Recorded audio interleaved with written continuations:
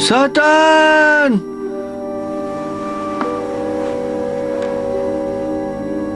मुझे बचाओ सतन, सतन।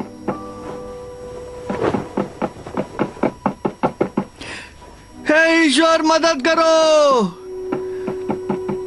सतन, मुझे बचाओ, मेरी मदद करो, सतन, सतन, मुझे बचाओ, मेरी मदद करो, मेरी मदद करो, सतन, मुझे बचाओ, मेरी मदद करो।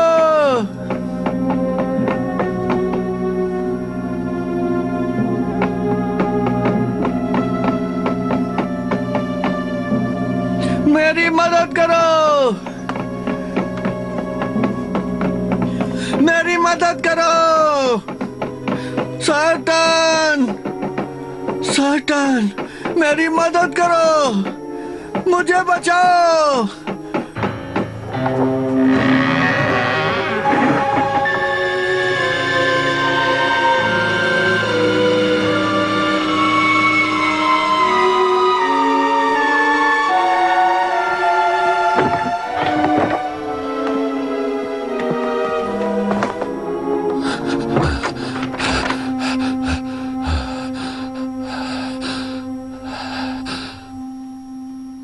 सतन, सतन,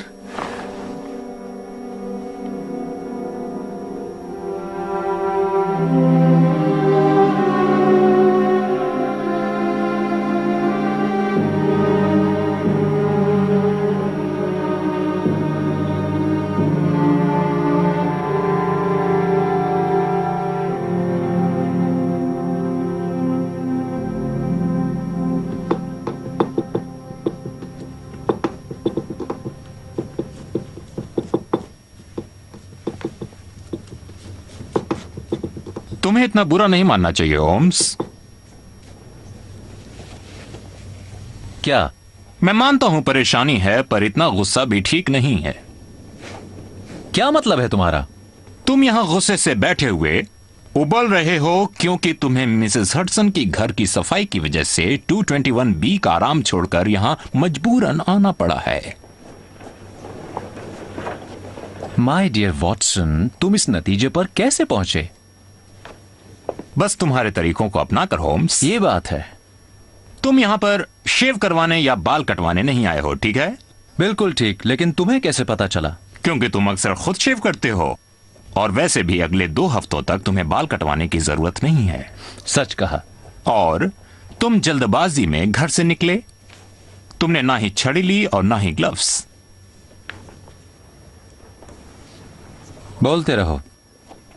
ठीक है, मुझे मालूम है कि मिसेस हडसन पूरे दिन से घर की सफाई में लगी हुई हैं, और तुम यहां भौएं सिकोड़े बैठे हो, आंखें बंद करके दांत पीस रहे हो, और तुम्हारी उंगलियां कुर्सी पर लगातार ड्रम बजाए जा रही हैं।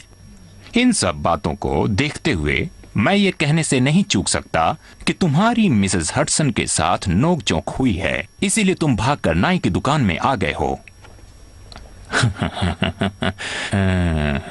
अब बोलो, मैंने ठीक कहा ना?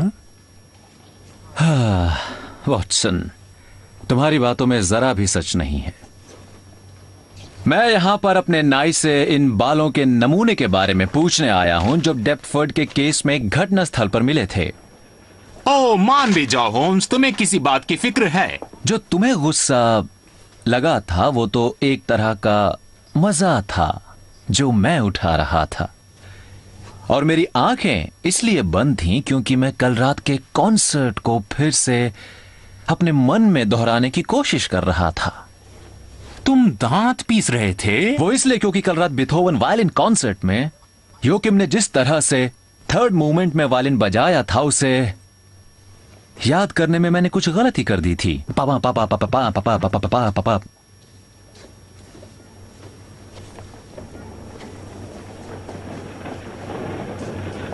लेकिन फिर भी तुम्हारी बात में कुछ सच्चाई तो है।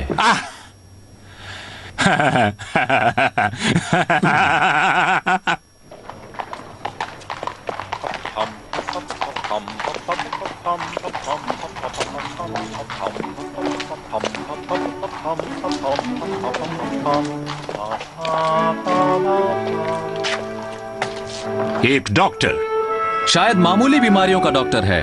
प्रैक्टिस करते ज्यादा दिन नहीं हुए, ज्यादा काम नहीं है। शायद वो हमसे सलाह लेने आया है। अच्छा हुआ हम वापस आ गए।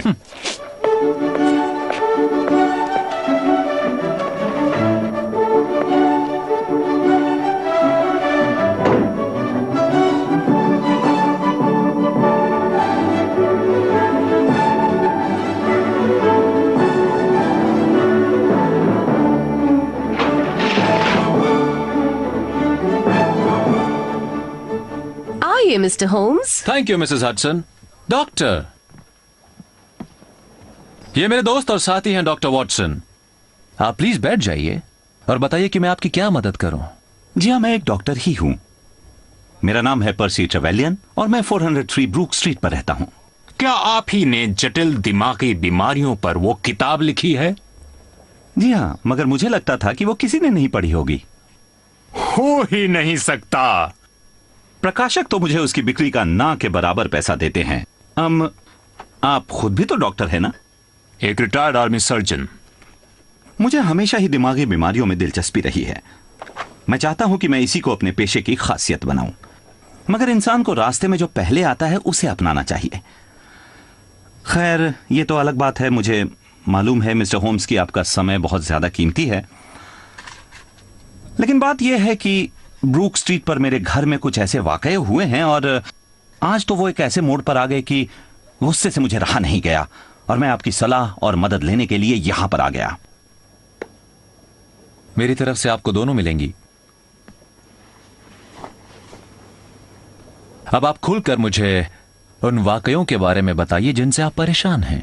उनमें से दो एक तो इतने अजीब है कि मुझे उनका जिक्र करने में भी शर्म आती है, लेकिन मामला इतना उलझा हुआ है और हाल ही में इसने ऐसा मोड़ लिया है कि मैं आपके सामने सब बातें रख दूंगा, फिर आप तय कीजिएगा कि क्या जरूरी है और क्या नहीं। मैं लंदन यूनिवर्सिटी का पढ़ा हुआ हूं और अगर यह कहूं कि मैं बहुत होशियार विद्यार्थी रहा हूं तो इसे झूठी तारीफ मत समझिएगा। सब समझते थे कि मेरे सामने एक सुनहरा भविष्य है, लेकिन उस रास्ते में एक बहुत भारी अड़चन थी। पैसा? बिल्कुल सही समझे डॉक्टर, पैसा।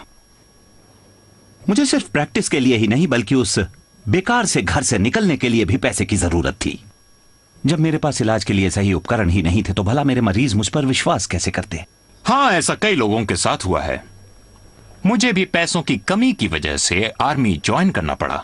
वाकई मैंने भी प्रैक्टिस छोड़ देने की सोची, लेकिन अचानक अजीब से हालात करवट लेने लगे। बताइए, कैसे हालात थे? ठीक 2 साल पहले एक दिन सुबह सुबह मेरे पास ब्लेसिंगटन नाम का एक आदमी आया जो उस समय तक मेरे लिए बिल्कुल अजनबी था।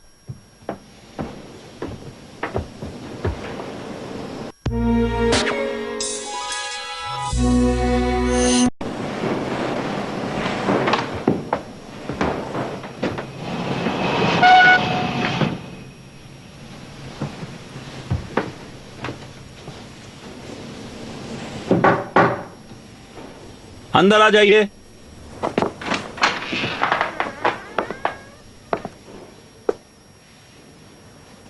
ये क्या, आप यहां रहते हैं इस जगह? जी हाँ, यहीं रहता हूं।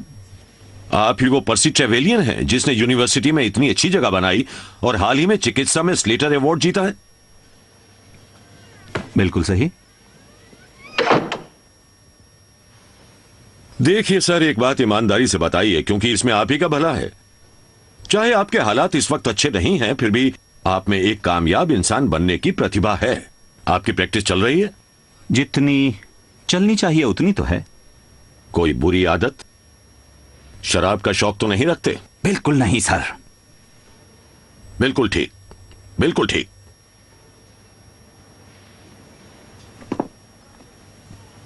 लेकिन मुझे आपसे पूछना ही पड़ा। क्यों सर? क्यों सर?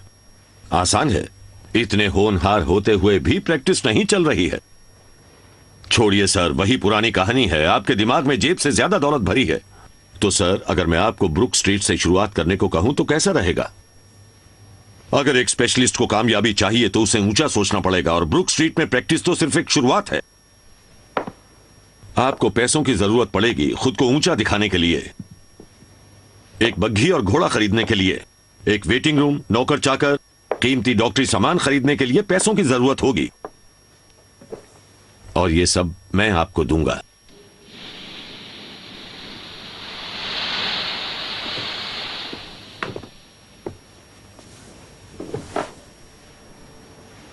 मगर क्यों? क्योंकि यह बिल्कुल पूंजी लगाने जैसा है, लेकिन सबसे सुरक्षित। मुझे क्या करना होगा? मैं बताता हूं। मैं घर खरीदूंगा, उसे सजाऊंगा, नौकर रखूंगा और बाकी देखभाल करूंगा। आपको बस अपने कंसल्टिंग रूम में जाकर बैठना होगा। फिर आप जो भी कमाएंगे उसके 3 हिस्से मुझे देंगे और 1 हिस्सा खुद रखेंगे। बोलिए, क्या इरादा है आपका? मेरी बात स्वीकार है? मिस्टर होम्स, मिस्टर ब्लेसिंगटन अपनी यही अजीब सी पेशकश लेकर मेरे पास आए। हम दोनों के बीच की बातचीत बताकर मैं आपको परेशान नहीं करूंगा, मगर आखिर में बात तय हो गई और मैं उस घर में चला गया और उनकी शर्तों के हिसाब से ही मैंने प्रैक्टिस शुरू कर दी।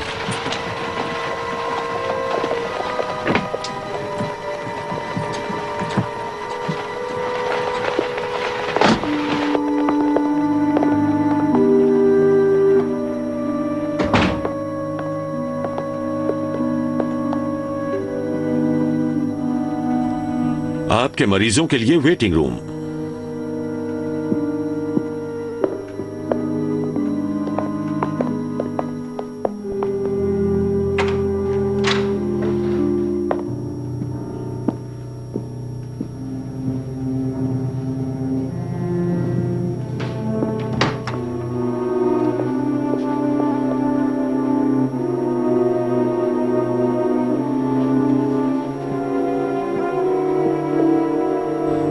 आपका कंसल्टिंग रूम।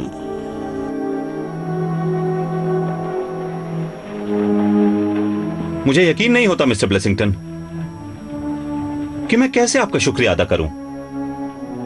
उन्होंने घर के अपनी मंजिल पर 2 बढ़िया कमरे, सिटिंग रूम और बेडरूम बना लिए और वहां आकर मेरे मरीज की तरह ही रहने लगे, ठीक एक रेसिडेंट पेशेंट की तरह। उनका दिल कमजोर था मगर खराब नहीं था, फिर भी वो बार बार अपना चेकअप करवाते थे। उन्हें सिर्फ एक ही आदत थी, उनका कोई दोस्त नहीं था, बाहर भी कम ही निकलते थे, सिर्फ एक समय को छोड़कर।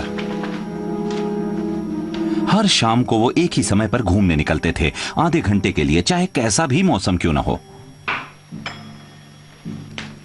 और हर शाम एक ही समय पर वो कंसल्टिंग रूम में आते थे, फिर किताबें देखते थे और मेरी कमाई हुई हर गिनी में से 53 पेंस लेते थे और सारे पैसों को अपने कमरे में रखे एक बॉक्स में जमा कर देते थे।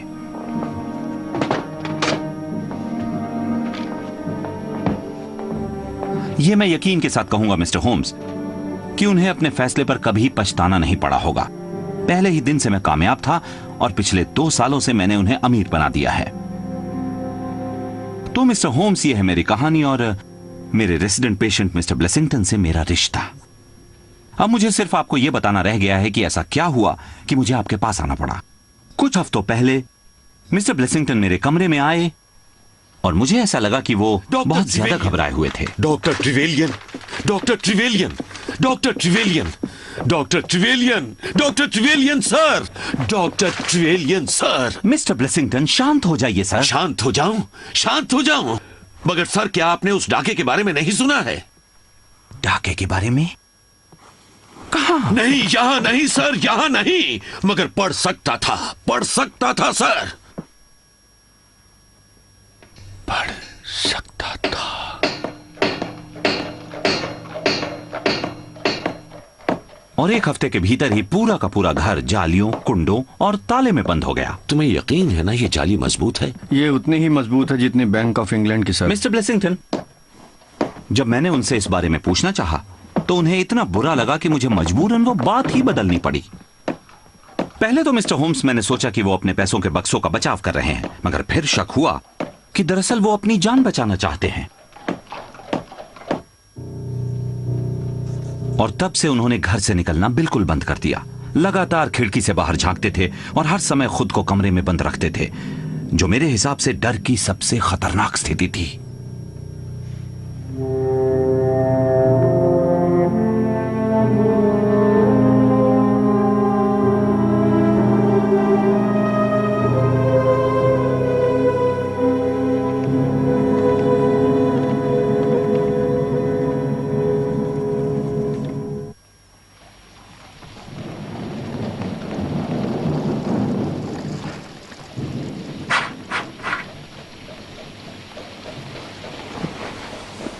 डॉक्टर ट्रेविलियन, आपने कहा कि आपने मिस्टर ब्लेसिंगटन को बहुत ही गुस्से में देखा, जो हाथ में एक अखबार लिए हुए लेटे थे। हाँ, मगर उसे अखबार का बचा हुआ हिस्सा ही कहना होगा, क्योंकि उसके चिथड़े उड़ चुके थे। ऐसा क्या?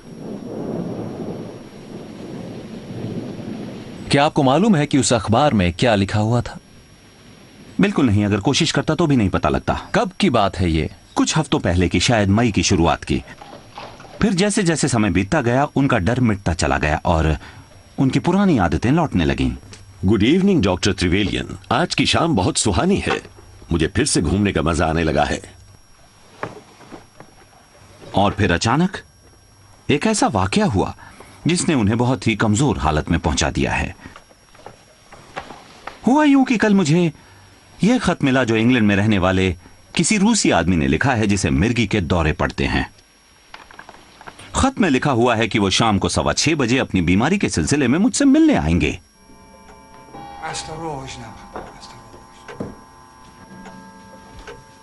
चूंकि इस बीमारी के मरीज बहुत कम हैं, इसलिए मैं इस मरीज से मिलने के लिए बहुत बेचैन था और ठीक 6:15 बजे उनकी राह देख रहा था। गुड इवनिंग जेंटलमैन, मैं हूं डॉक्टर ट्रेवेलियन, और आपने ही सर शायद मुझे यह खत लिखा था।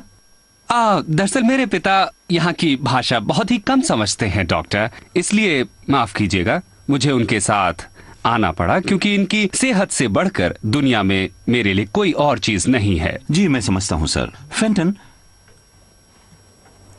आप हमारे साथ कंसल्टेशन रूम में चलना चाहेंगे? नियत नहीं नहीं, 1 मिनट भी नहीं। मैं बता नहीं सकता ये सब मेरे लिए कितना दर्दनाक है।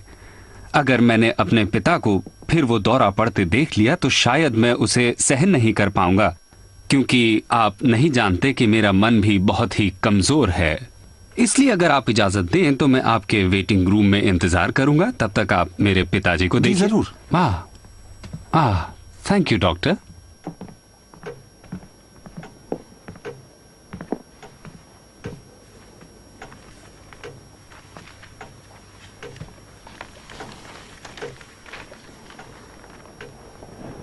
Thank you Fenton. सर मुझे माफ कीजिएगा, क्या मैं आपसे कुछ मामूली से सवाल पूछ सकता हूं? सबसे पहले आप मुझे अपनी उम्र बताइए। 67 साल का हूं मैं। और इन दौरों के अलावा आपकी सेहत ठीक तो है? आमतौर पर आपको कोई बीमारी तो नहीं है? सिर दर्द, पेट दर्द या किसी और तरह का दर्द? नहीं। गुड।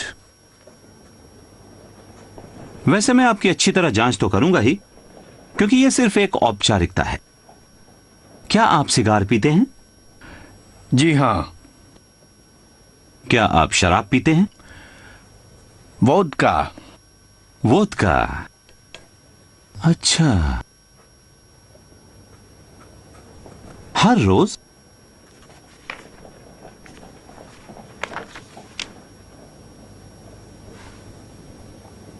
हे भगवान, ये क्या हो गया?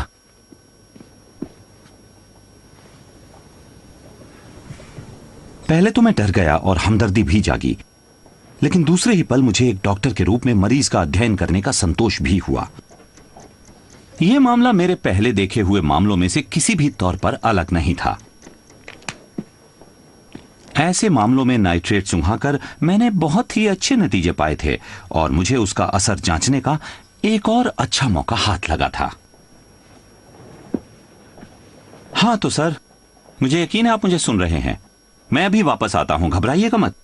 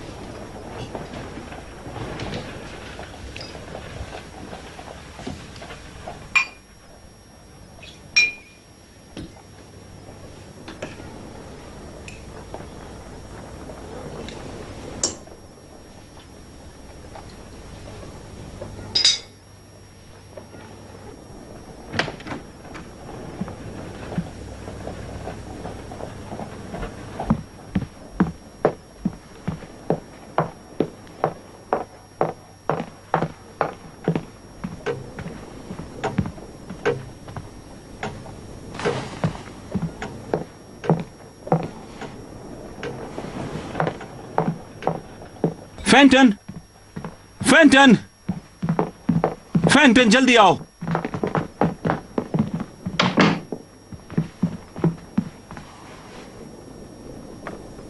फैंटन, अभी 15 मिनट पहले जो 2 आदमी यहां आए थे, तुमने उन्हें जाते हुए तो नहीं देखा? जाते हुए? नहीं तो सर। सच कह रहे हो? हाँ सर, बिल्कुल।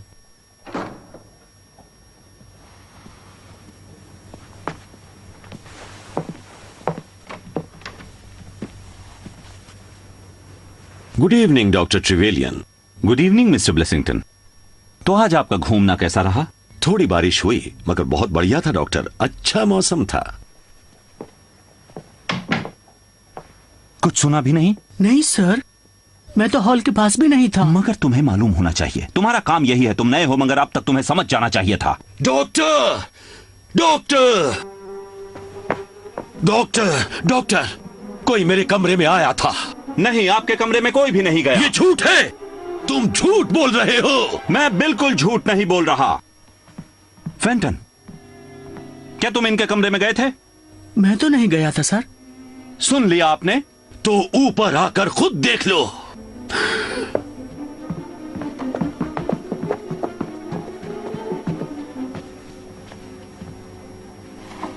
कहिए सर। ये देखिए सर, आपको लगता है ये मेरे पैर का निशान है? वैसे पहली नजर में तो ये आपके पैरों से काफी बड़ा दिखता है। ये निशान मेरे जूते के नहीं है। मैं अपने बरसाती जूते दरवाजे पर ही उतार देता हूं। क्या कुछ चोरी हुआ है? नहीं, मगर बात ये नहीं है। तो फिर बात क्या है सर? कोई अजनबी मेरे कमरे में आया था, क्या यही काफी नहीं?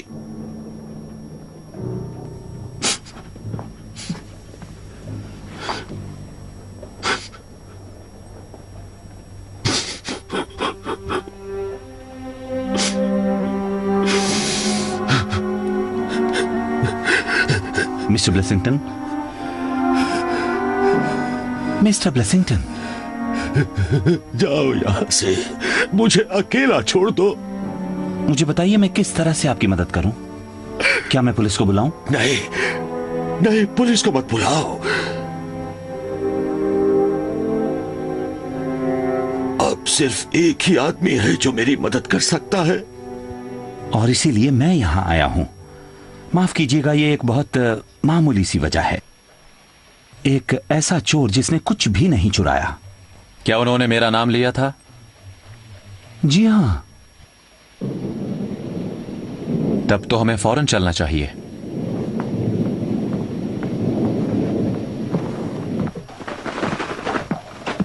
Thank you. उस तरफ से?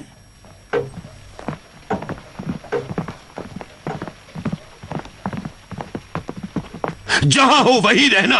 मेरे हाथ में पिस्तौल है और तुमने एक कदम भी आगे बढ़ाया तो मैं इसे चला दूंगा। मिस्टर ब्लेसिंगटन, बहुत शर्म की बात है सर। आप मुझे पहचानते नहीं हैं। क्या ये तुम हो डॉक्टर? बेशक ये मैं ही हूं। और ये दोनों आदमी वही हैं जिनके बारे में मैंने कहा था? ये है मिस्टर शेरलॉक होम्स और उनके दोस्त डॉक्टर वॉटसन। याद कीजिए मिस्टर ब्लेसिंगटन, आपने खुद ही इन्हें लाने को कहा था। माफ कीजिए, माफ कीजिए, मुझे माफ कीजिए।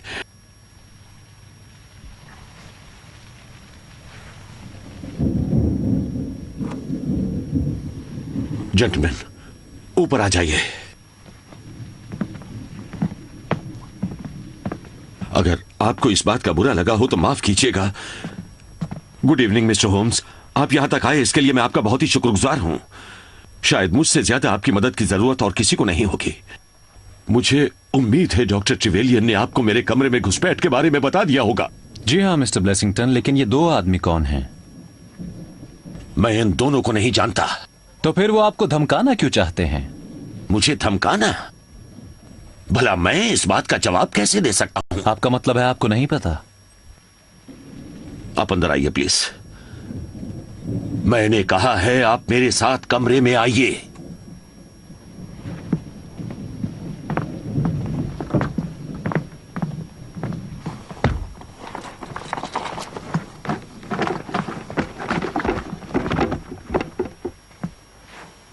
मैं कोई अमीर आदमी नहीं हूं मिस्टर होम्स। मैंने जिंदगी में सिर्फ एक बार पैसा लगाया है, डॉक्टर ट्रिवेलियन आपको बता सकते हैं। मगर मैं बैंकों में यकीन नहीं रखता सर। कभी भी बैंकों पर यकीन मत कीजिए, कभी नहीं। आपको बताऊं कि मेरे पास जो भी है वो इस बक्से के अंदर है। इसलिए आप समझ सकते हैं कि जब कोई अजनबी मेरे कमरे में आएगा तो मुझे कैसा लगेगा। मिस्टर ब्लेसिंगटन, अगर आप मुझे धोखा देंगे तो मैं आपको सलाह कैसे दे सकता हूं? आपको धोखा? मगर मैंने आपको सब कुछ बता दिया है। Good night doctor Trevelyan. Mister Holmes, कोई सलाह नहीं देंगे? मेरी सलाह है कि आप सच्चाई बयान कीजिए।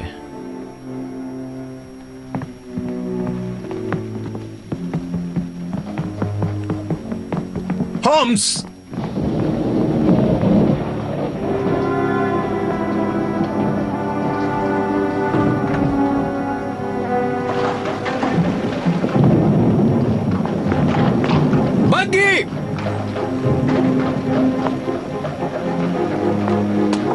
होम्स, जब एक इंसान को अपनी जान का खतरा होता है तो मैं उसकी आंखों में पढ़ लेता हूं। मगर तुमने उसे झूठा क्यों कहा? क्योंकि मुझे इस बात का यकीन है कि वो उन आदमियों को जानता है।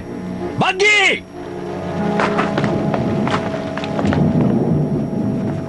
उस नौजवान रूसी ने ब्लेसिंगटन का कमरा छाना और उसी समय उसके साथी ने डॉक्टर को उलझाए रखा। और वैसे भी मिर्गी के दौरे का बहाना बनाना बहुत आसान। सही कहा, मैं भी कर चुका हूं। Holmes, yes? एक बात है जो सुनने में शायद अजीब लगे मगर सोची जा सकती है। क्या हो सकता है कि उस रूसी मरीज और उसके बेटे की पूरी कहानी डॉक्टर ट्रेवेलियन ने ब्लेसिंगटन के रूम में जाने के लिए गढ़ी हो? लेकिन क्या तुमने सीढ़ियों पर पैरों के निशान देखे थे? उसका पंजा चौकोर है। ब्लेसिंगटन के जूते आगे से गोल हैं और डॉक्टर ट्रेविलियन से 1.25 इंच लंबे हैं।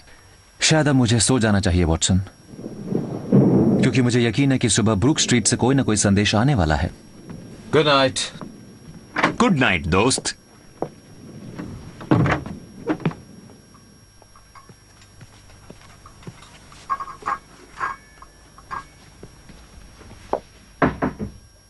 गुड मॉर्निंग डॉक्टर, आपकी चाय लाई हूं।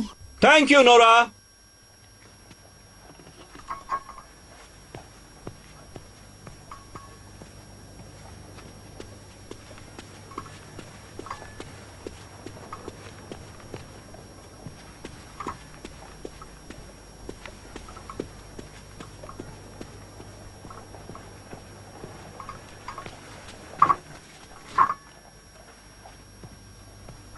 मिस्टर ब्लेसिंगटन, आपकी सुबह की चाय। मिस्टर ब्लेसिंगटन,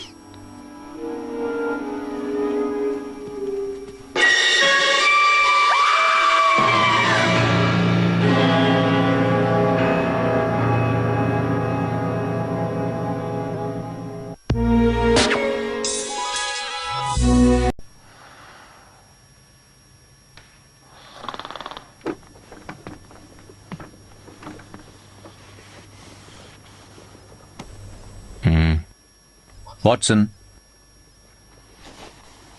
जल्दी से तैयार हो जाओ, बाहर हमारे लिए बग्घी खड़ी है। क्यों? क्या बात हुई? ब्रूक स्ट्रीट का मामला।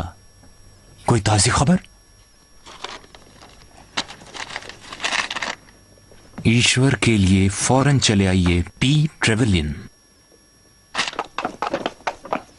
मिस्टर होम्स, अच्छा हुआ कि आप यहां आ गए। क्या बात है डॉक्टर? मिस्टर ब्लेसिंगटन ने सुसाइड कर लिया है। सुसाइड? हाँ हाँ, उन्होंने रात को फांसी लगा ली।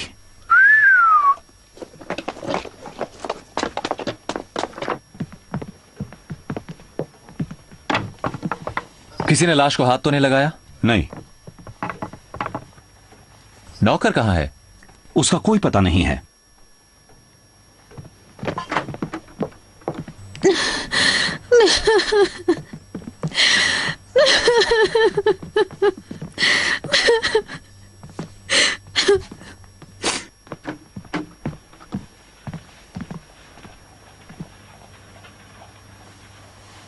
Good morning inspector.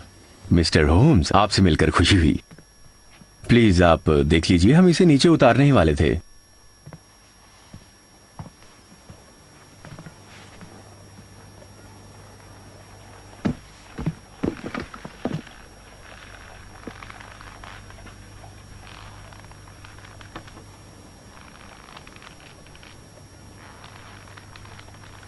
ठीक है इंस्पेक्टर। स्ट्रेचर!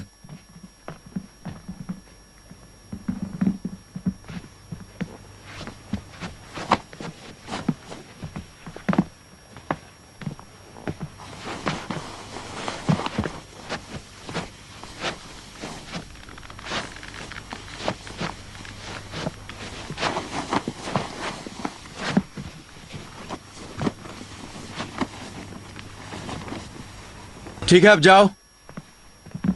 क्या आपने इस मामले से जुड़ी बाकी बातें सुनी हैं? हाँ, डॉक्टर ट्रेवेलियन ने मुझे कुछ बातें बताई हैं। तो क्या राय है आपकी? जहां तक मुझे लगता है, रात में ये बुरी तरह से डर गए होंगे। मरने से पहले ये अच्छी तरह सोए थे। पलंग को देखकर आप सब समझ ही जाएंगे। ये वाकया करीब 5 बजे सुबह हुआ। आप जानते हैं कि आमतौर पर सुसाइड सुबह इसी समय के आसपास किए जाते हैं। ये सोच समझकर किया गया लगता है। लाश को देखकर लगता है कि यह सब 3 घंटे पहले हुआ। Thank you Watson. क्या आपको कमरे में कोई अजीब चीज नजर आई? मेंटल पीस पर एक पेचकस रखा हुआ है और लगता है इसने रात में काफी सिगार पिए थे, क्योंकि मुझे ये फायरप्लेस में पड़े मिले।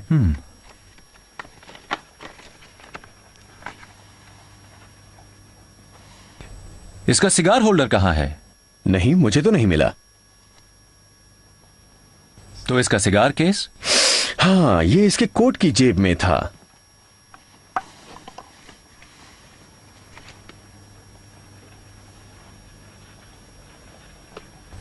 ये हवाना का है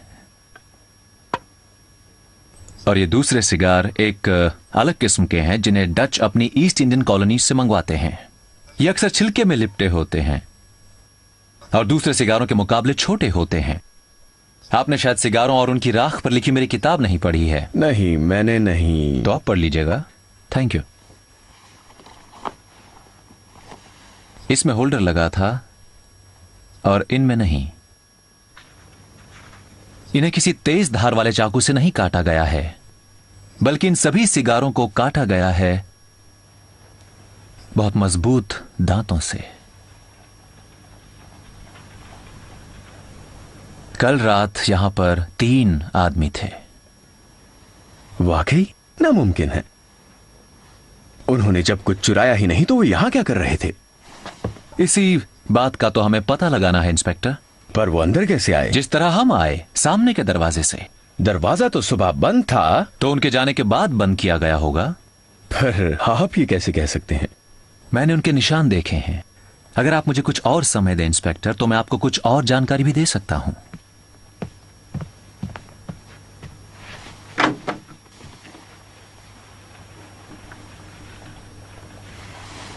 हिलना मत वॉटसन।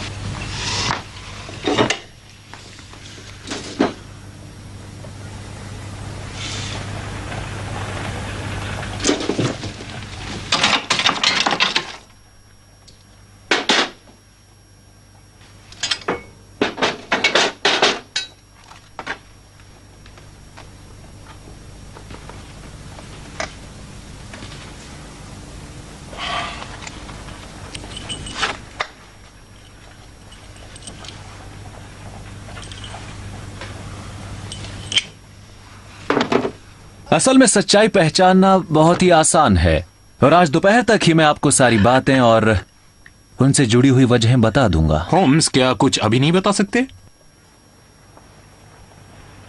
ओह, एक के बाद एक क्या हुआ ये मैं अच्छी तरह समझ गया हूं। इस मामले में 3 आदमी हैं, एक नौजवान, एक बूढ़ा और एक तीसरा आदमी है जिसे मैं अभी तक पहचान नहीं सका हूं। मुझे बताने की जरूरत नहीं कि पहले 2 आदमी वही हैं जो एक रूसी काउंट और उसके बेटे का वेश बनाकर आए, इसलिए उनकी पहचान करना हमारे लिए आसान है डॉक्टर। वो जब आए तो इस घर के नौकर ने ही उनके लिए दरवाजा खोला।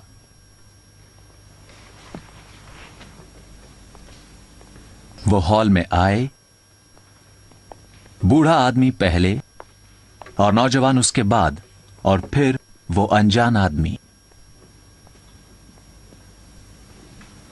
उन्होंने सीढ़ियां चढ़ी।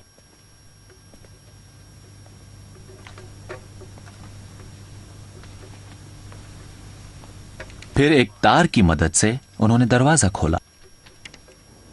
आप लेंस के बिना भी देख सकते हैं कि दबाव कहां पर लगाया गया है। कमरे में घुसने के बाद उन्होंने सबसे पहले मिस्टर ब्लेसिंगटन के मुंह को बंद किया होगा।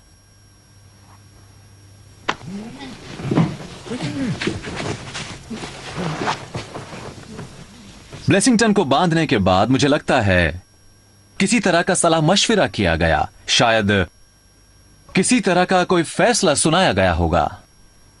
और इसी दौरान उन लोगों ने यहां पर सिगार पिए और उस वाली कुर्सी पर वो बूढ़ा आदमी बैठा था, बेंत की कुर्सी पर, और उसी ने सिगार होल्डर का इस्तेमाल किया। नौजवान वहां बैठा था, उसने ड्रॉर के कोने पर सिगार की राख झाड़ी और वो अनजान आदमी तब तक चहलकदमी करता रहा। ब्लेसिंगटन को शायद पलंग पर बिठाया गया होगा, लेकिन इस बात का मुझे ज्यादा यकीन नहीं है। और उसके बाद उन लोगों ने मिलकर ब्लेसिंगटन को पकड़ लिया।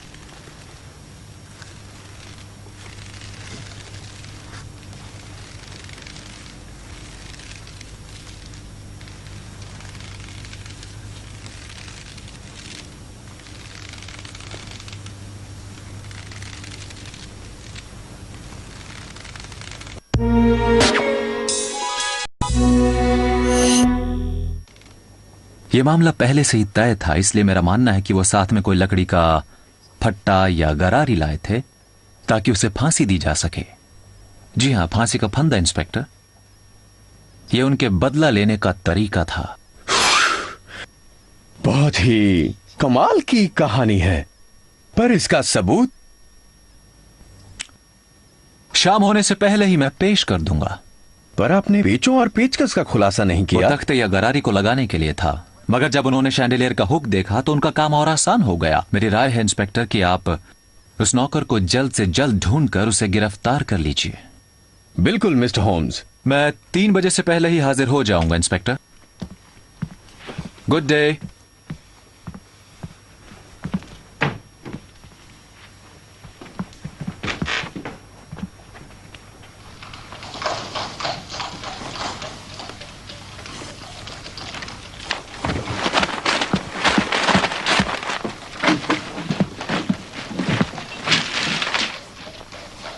अगर मिसेस हडसन ने यह ढेर देखा तो बहुत नाराज होंगी। तुम ढूंढ क्या रहे हो? वर्दिंगटन, वर्दिंगटन, मार्च। शायद 1880 होगा। मार्च 80।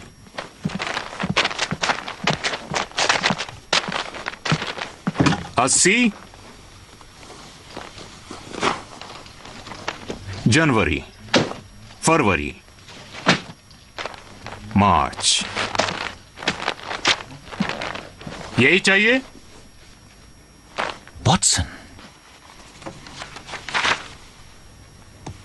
ब्लेसिंगटन या सटन, जो उसका पहले का नाम था। Mrs Hudson. आपकी छोटी सी नाव बहुत सुंदर बन रही है doctor. Oh thank you Mrs Hudson. मुझे जाना चाहिए।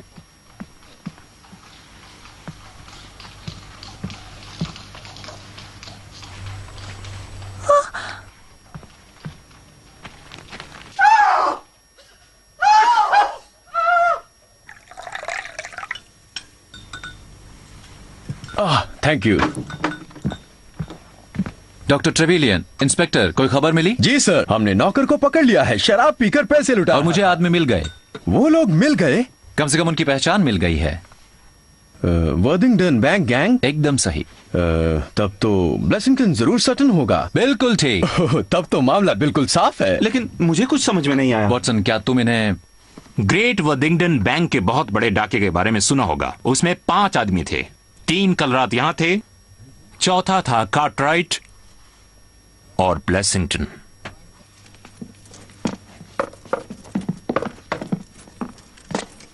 हो गया, हमें यहां से चलना चाहिए।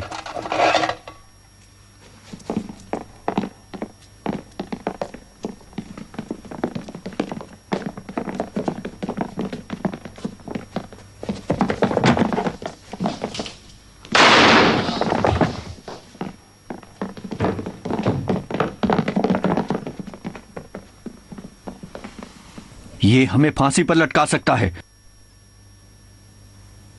अगर किसी ने चुगली की तभी।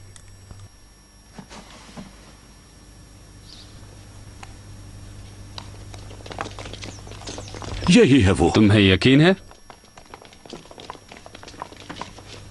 ओह हाँ, यही है वो। सैटन, सैटन, तुम बचोगे नहीं। देखता हूँ कैसे बचोगे। जाओ, छोड़ दो। सैटन! फिक्र मत कीजिए मिस्टर सैटन, अब इसे कोई नहीं बचा सकता। सैटन, सैटन, तुम सटन या ब्लेसिंगटन, जो गिरोह में सबसे कमजोर था, इन्फॉर्मर बन गया। उसकी गवाही से कार्टराइट को फांसी मिली और बाकी तीनों को 15 साल की कैद। बिडल, हेवर्ड और मॉफट कुछ हफ्तों पहले ही जेल से रिहा हुए थे, अपनी पूरी सजा काटने से पहले ही। और उनकी रिहाई की खबर पढ़कर ही ब्लेसिंगटन डर गया था और उसने घर में जालियां लगवाई थीं। तो क्या वो डाके के डर से परेशान नहीं रहता था? नहीं, ये तो एक बहाना था। और शायद इसीलिए उसका मुझे यहां लाने का मकसद खुद को बचाने का था। लेकिन उसने आपको यह सब क्यों नहीं बताया? जब तक हो सके वो सबसे अपनी पहचान को छिपाए रखना चाहता था। उसका राज शर्मनाक था और वो दूसरों को बताना नहीं चाहता था। लेकिन फिर भी, इतना नीच होने के बाद भी वो कानून की ढाल के पीछे रह रहा था। और मुझे पूरा यकीन है इंस्पेक्टर कि चाहे वो ढाल उसे बचा नहीं पाई, आप देखेंगे कि इंसाफ की तलवार अपना बदला जरूर लेती है। शेरलॉक होम्स की बहुत कोशिशों के बावजूद ब्लेसिंगटन के तीनों कातिल पुलिस से भाग निकले और पुर्तगाल जाने वाले एक जहाज में चढ़ गए। कुछ हफ्तों बाद ही हमें पता चला कि वो जहाज नोरा क्रेना ओपोटो के उत्तर में कुछ मील दूर पुर्तगाली तट के पास पूरा का पूरा डूब गया।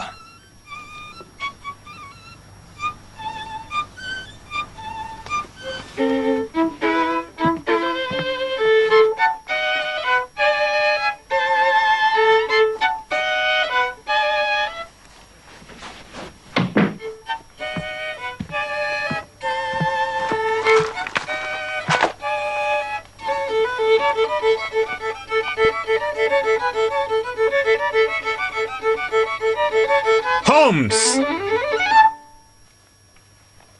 क्या बात है? यही कि मैं आज दिन भर लिखने की सोच रहा था, डॉक्टर ट्रेवेलियन का केस, क्योंकि ये अभी भी मेरे दिमाग में ताजा है। तुम्हारा मतलब है? ओह, मैं समझ गया। बहुत बहुत शुक्रिया। क्योंकि वायलिन की आवाज से मेरा ध्यान नहीं लग पाता।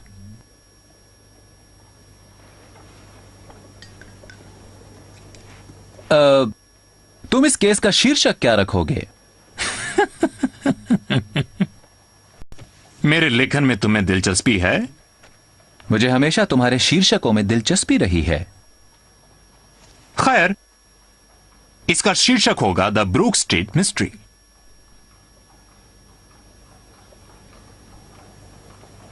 नहीं? वैसे मैं तो सोच रहा था रेजिडेंट पेशेंट, लेकिन प्लीज मेरी बातों पर मत जाना।